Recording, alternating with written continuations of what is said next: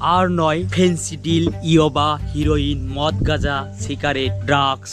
এগুলোর পরিবর্তে নেশার জন্য নেশার ফল বা ঘুমন্ত ফলের বীজ 1 পিস করে খাবেন প্রতিনিয়ত।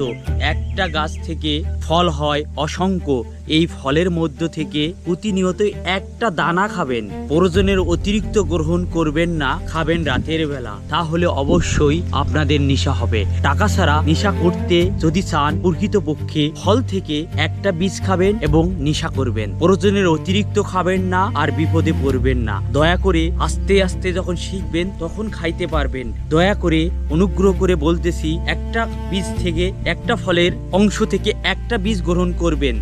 যদি এর বেশি খান প্রথম অবস্থায়, তখন বিপদে পড়বেন। টাকা ছাড়া নেশা যদি করতে চাও, চলে এসো এই ঘুমন্ত গাছের ফল খেয়ে, ঘুমন্ত গাছের বীজ 1 পিস করে গ্রহণ করে সুন্দরভাবে জীবন কাটাও, শান্তিতে থাকো এবং পরমানন্দে থাকো।